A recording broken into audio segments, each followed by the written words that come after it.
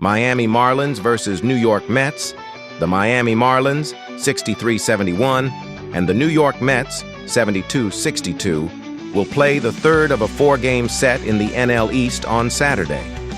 The Marlins won the first game on Thursday 7-4, with the second game being played on Friday. Miami will start Edward Cabrera, 3.32 ERA, with New York sending out David Peterson, 3.18 ERA. The Miami Marlins are battling to hold on to their third-place spot in the NL East, as they are now only 2 games ahead of the Braves, who sit in fourth. They are 9 games behind the Mets for second place in the division and a full 14 games behind the Phillies, who sit in first place. Miami was able to win the first game of this series, getting an assist from the Mets, who allowed 5 unearned runs in the loss. The Marlins got 2 hits and 2 RBIs from Otto Lopez in the win, as he batted 6th at shortstop. He is a 26-year-old out of the Dominican Republic who is in his 4th season in the league, 2 with Toronto and 2 in Miami. This season, Lopez has 11 home runs, 61 RBIs, and is batting .239 at the plate. Kyle Stowers is fresh off his first All-Star appearance and leads the team with 25 home runs and 73 RBIs as their left fielder. Xavier Edwards bats at the top of the lineup with a strong 285 batting average. Edward Cabrera will make his 24th start as a 27-year-old right-hander. He has a 7-7 record with the team winning 3 of his last 5 starts. His ERA is 3.32 to go with 136 strikeouts against 41 walks. In his last start, Cabrera pitched 7 scoreless innings in a win over the Braves. The New York Mets have seen high highs and low lows this week. It started by taking the Phillies in a 3-game sweep, closing the gap in the division as they powered through the #1 team in the NL East. They let their guard down in the first game against the Marlins, as sloppy play led to a 7-4 loss, as the team had 3 errors, which gave up 5 runs. The Mets are clinging on to the final wild card spot with a 4-game lead over the Reds behind them. Pete Alonso had a 2-run home run in the 5th inning in their loss, and is second in the entire MLB with 108 RBIs on the season. He has 30 home runs and is batting .267 at the plate while batting third as their first baseman. Alonso is in his 7th season in the big leagues, playing his entire career with the Mets. Brandon Nimmo also had 2 RBIs in their loss on Thursday. He was batting cleanup as their left fielder. Nimmo has 20 home runs and 73 RBIs on the year, continuing to be a key middle-of-the-order presence for New York's lineup. David Peterson will make his 26th start of the season as a 29-year-old left-hander who leads the team in innings pitched. His ERA is 8.5 with a strong 3.18 ERA and 135-55 strikeout-to-walk ratio, showcasing his ability to dominate hitters while limiting free passes. In his last start, Peterson gave up 2 runs in 5 innings in a loss to the Braves, demonstrating consistent effectiveness despite the team coming up short. 2 strong pitchers hit the mound here, as both Cabrera and Peterson have 20-plus starts this year and an ERA well under 4. This matchup heavily leans toward the under. Cabrera has given up 1 or fewer runs in 5 of his last 7 games, which has brought his ERA down to 3.32 after it was much higher to start the season, showing a strong adjustment in command and consistency. Peterson has an even lower ERA at 3.18 and has allowed only 3 total runs over his last 14 innings, demonstrating his ability to suppress damage and keep hitters off balance. With both starters in peak form, limited offensive production is expected, making a low-scoring contest very likely. The Mets just completed a 3-game sweep of the Phillies and remain locked in on their postseason push as they continue this series against the Marlins. They dropped the first game of this set, but that loss came largely due to uncharacteristic mental mistakes that are unlikely to repeat. The Mets committed 3 errors and allowed 5 unearned runs, which masked the true quality of their pitching and overall performance. On Saturday, expect those defensive lapses to be cleaned up, with the team playing sharper baseball in all phases. Max Peterson takes the mound, bringing a strong 3.18 ERA into this start, and his ability to limit hard contact while keeping the ball in the park should suppress Miami's scoring opportunities. Offensively, the Mets will look to continue their balanced approach, getting contributions from both the top and bottom of the lineup to pressure the Marlins pitching staff. With improved defense, steady pitching from Peterson, and a lineup capable of capitalizing on mistakes, the Mets are poised to secure a solid win and keep their playoff chase alive in this critical stretch of the season. After analyzing both teams, my pick for this match is New York Mets money line. Drop your thoughts and predictions in the comments box. Los Angeles Angels versus Houston Astros. The Angels dropped their second straight Friday night, falling 2-0 despite a strong outing from Tyler Anderson, who allowed 5 hits and no runs over 5 innings. The bullpen faltered late, with Luis Garcia Jr. and Ryan Zefferjon combining to allow both Houston runs in the 7th and 8th innings. The loss dropped Los Angeles to 62-72, now 11.5 games back in the division and 10 games under 500 on the road. Defensive errors from Christian Moore and Logan O'Hoppe proved costly, and the offense managed just 2 hits all night. Offensive struggles continue to plague the Angels, who ranked 27th in batting average .230 and 17th in runs scored 574. Taylor Ward, .231 average, 30 home runs, 94 runs batted in, and Joe Adell, .235 average, 30 home runs, remain the primary power sources, but the lineup lacks depth and consistency. Mike Trout went 0 for 3 with 3 strikeouts Friday, and the team was 0 for 5 with runners in scoring position. Zach Nato, 268 average, and Yoan Moncada, 230 average, have shown flashes, but the Angels have scored 3 runs or fewer in 6 of their last 8 games. Kyle Hendricks, 6-9, 5.04 ERA, takes the mound Saturday, hoping to rebound from a rough outing against the Cubs where he allowed 4 earned runs in 4.1 innings. Hendricks has allowed a .266 opponent batting average and has just 7 quality starts in 25 appearances. He's already faced Houston once this season, giving up 8 earned runs on 12 hits over 9 innings. With a bullpen that's blown 28 of 58 saved chances and a defense ranked 23rd in errors, the Angels will need near-perfect execution to avoid a 3rd straight loss. The Astros enter Saturday's contest, riding a wave of momentum after Friday night's 2-0 shutout win over the Angels at Dakin Park. Christian Javier was electric in his 4th start since returning from Tommy John surgery, tossing 6 no-hit innings with 6 strikeouts and 3 walks on 85 pitches. Houston's bullpen took it the rest of the way with Enyel de los Santos, Craig Kimbrell, and Caleb Ort, combining to allow just 2 hits and secure the team's 75th win of the season. Carlos Correa broke the scoreless tie in the 7th with an RBI single, and Yordan Alvarez added a sacrifice fly in the 8th to seal the win. Offensively, Houston continues to rely on timely hitting and disciplined at-bats. Jose Altuve went 2 for 5 and raised his average to .274, while Jeremy Pena added 2 hits to push his batting average to .308.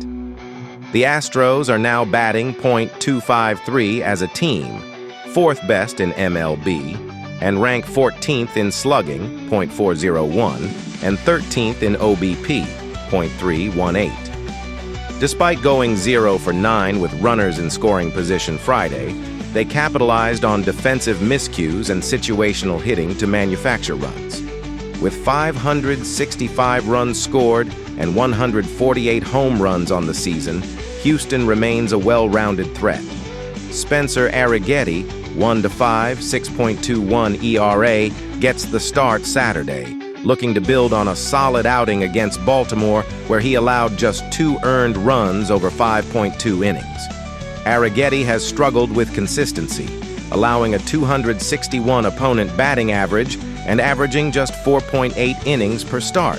Still, with Houston's bullpen ranking 2nd in MLB in save percentage, 73.1%, and the team posting a 40-28 home record, the Astros are well positioned to extend their win streak and maintain control of the AL West.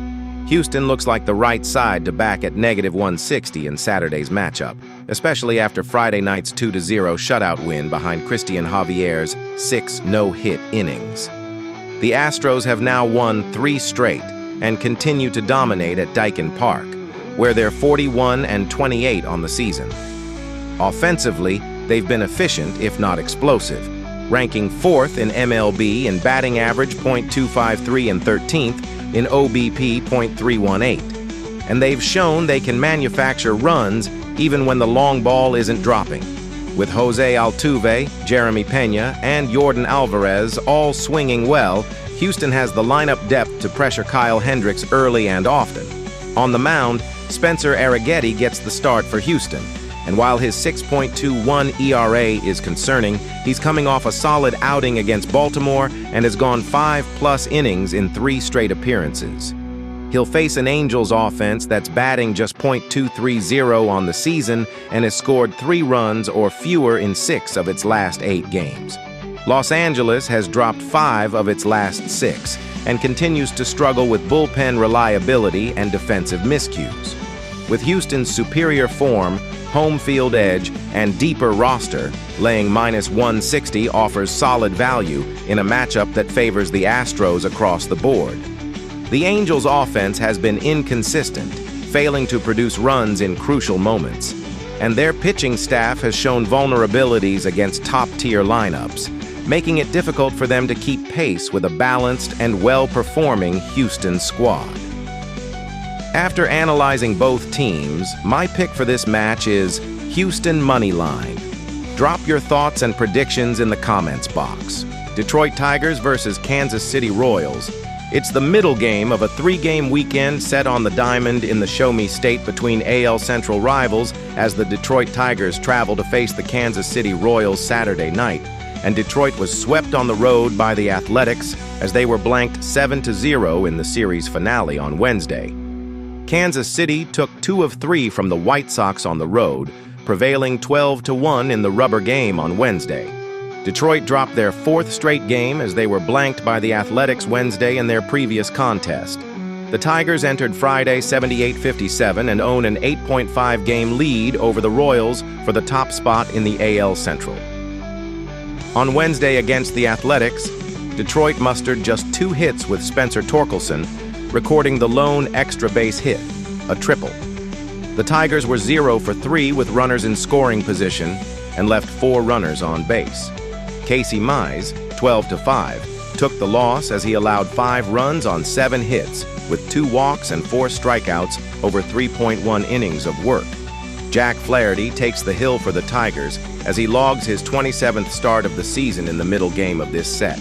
He is 7-13 with a 4.87 ERA, a 1.295 WHIP, 50 walks, and 165 strikeouts over 136.2 innings of work this season.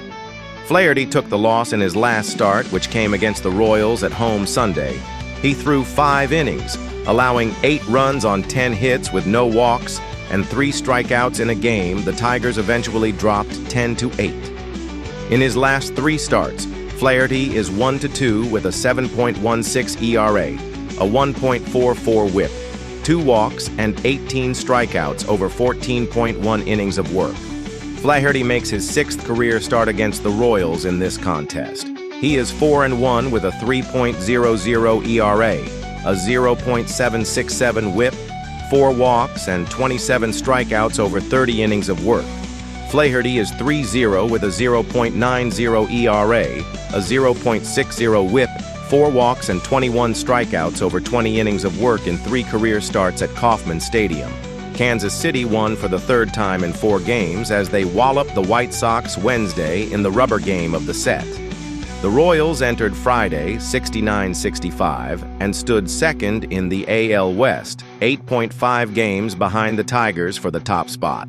They were 3 games behind the Mariners for the final wildcard spot.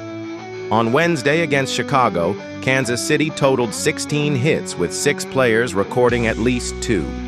Adam Frazier, run RBI, led the way with 3. Salvador Perez, his 23rd, and Mike Jastrzemski, his 14th, went deep in the contest. Ryan Berger, 2-1, earned the win as he threw 6 innings, allowing 1 run on 6 hits with 2 walks and 3 strikeouts before departing. Stephen Kolek takes the mound for the Padres as he logs his 15th start of the year overall and first with the Royals in this contest. He is 4-5 with a 4.18 ERA, a 1.305 WHIP, 26 walks and 56 strikeouts over 79.2 innings of work on the year. Kolek earned the win in his last start, which came with the Padres against the Cardinals on the road July 27th. He threw 6 innings, allowing 2 runs on 4 hits with 3 walks and 2 strikeouts in a game that the Padres won 9-2. In his last 3 starts, Kolek is 1-2 with a 5.82 ERA, a 1.47 WHIP, 4 walks and 9 strikeouts over 17 innings of work. Kolek, in his 57th career appearance, 15th start, pitches against the Tigers for the first time here. Kolek didn't factor in the decision in his lone career appearance at Kauffman Stadium, which came with the Padres in relief May 31st, 2024. He threw 2/3 of an inning, allowing 5 runs on 6 hits with no walks or strikeouts in an 11-8 Padres win. Detroit has seen the overpost a 70-57-8 mark on the season entering Friday night. The Tigers are tied for 8th with 4.81 runs per game, a number that slides to 4.55 runs per game on the road. Detroit allows 4.19 runs per game, giving them an average total of 9 runs per game. That number slides to 8.85 runs per game on the road on the year. Kansas City has seen the under hit in 74 of their 134 games this season, with 1 push entering Friday night. The Royals rank 27th in runs, averaging 3.90 per game while allowing 3.89 for a combined 7.79. At home, they score just 3.55 and allow 3.76, averaging 7.31 runs per game. Detroit has stumbled a bit in the second half of the season, though it still owns a comfortable lead in the AL Central. Flaherty has regressed this season after a strong closing kick down the stretch last season. Kolek hasn't pitched well since being acquired at the trade deadline. In 5 AAA starts, he is 1-3 with a 6.63 ERA, 2.105 WHIP, 10 walks, and 20 strikeouts over 19 innings. While the Royals have been better offensively of late, Flaherty has performed well at Kauffman Stadium in his career, and this is a gut check for the Tigers. Give Detroit a slight edge here as a result, especially when you factor in Kolek's issues in the minors. After analyzing both teams, my pick for this match is Detroit Tigers ML. Drop your thoughts and predictions in the comments box. Texas Rangers versus Athletics. The 2025 Major League Baseball season goes on Saturday, August 30th, with the Texas Rangers taking on the Athletics in the AL West showdown at Sutter Health Park in Sacramento, California. It's the second of a 3-game set at Sutter Health Park, and Friday's opener has been excluded from this preview. On Sunday, the Rangers and the Athletics will close down their 13-game regular season series, and the teams split their first 10 encounters in 2025. The Texas Rangers have won 5 of their previous 6 games overall. After finishing the last week with a 3-game sweep over the Cleveland Guardians, the Rangers took 2 out of 3 against the Los Angeles Angels. Last Wednesday, the Rangers dismantled the Angels 20-3. Jock Peterson, Adolis Garcia, and Kyle Higashioka each hit a 3-run homer, while Corey Seager slugged a 2-run dinger. Seager exited with an injury and will miss some time with appendicitis, which is a massive blow for the Rangers, who were 4.5 games behind the bottom wild card in the American League on Friday morning. Merrill Kelly is projected to take the mound at Sutter Health Park on Saturday night. The 36-year-old right-hander carries a 10-7 record with a 3.20 ERA and 1.05 WHIP in 27 starts, 157.2 innings pitched between Arizona and Texas in 2025. Texas acquired Kelly at the trade deadline.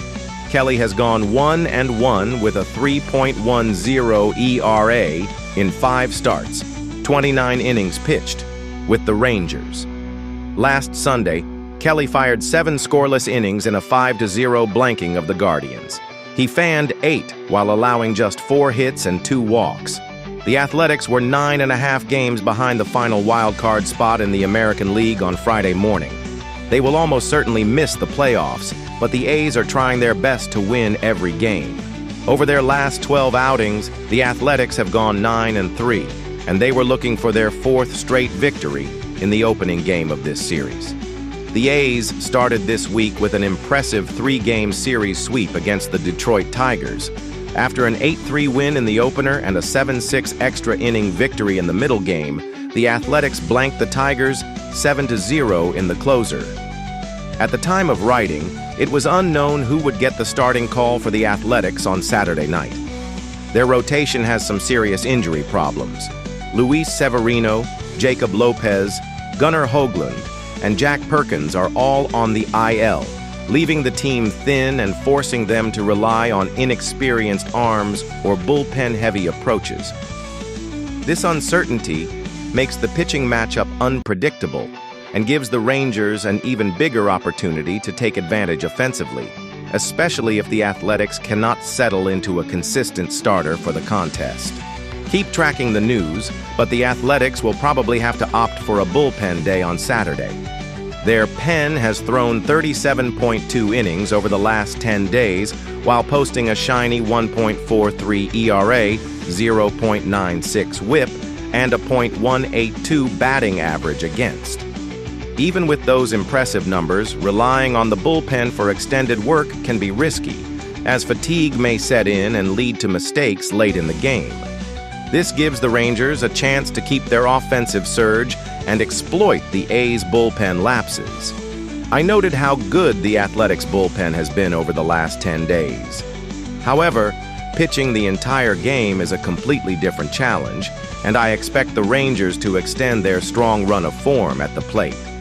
Their hitters have been more patient, aggressive in the zone, and capable of driving the ball to all fields, which should allow them to capitalize on any mistakes and maintain consistent pressure throughout the game, potentially turning this matchup into a high-scoring affair despite the A's bullpen success. The Rangers' offense has struggled for most of the season. However, over the last 10 days, the Rangers have recorded a sturdy 2.84/3, 5.8/503, triple slash, and a 140 WRC plus in 344 plate appearances. This recent surge suggests the lineup may finally be finding its rhythm, with improved plate discipline, timely hitting, and increased power output. If they can maintain this level of production, Texas could turn around its offensive struggles and become a more consistent threat in upcoming games, especially against weaker pitching matchups.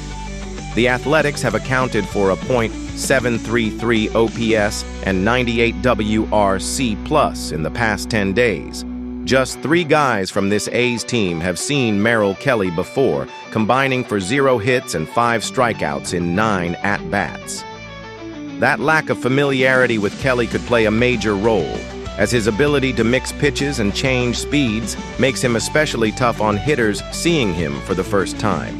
If the rest of the lineup struggles to adjust quickly, Arizona's starter could dominate early and limit Oakland's scoring opportunities throughout the game. After analyzing both teams, my pick for this match is Texas Rangers ML. Drop your thoughts and predictions in the comments box.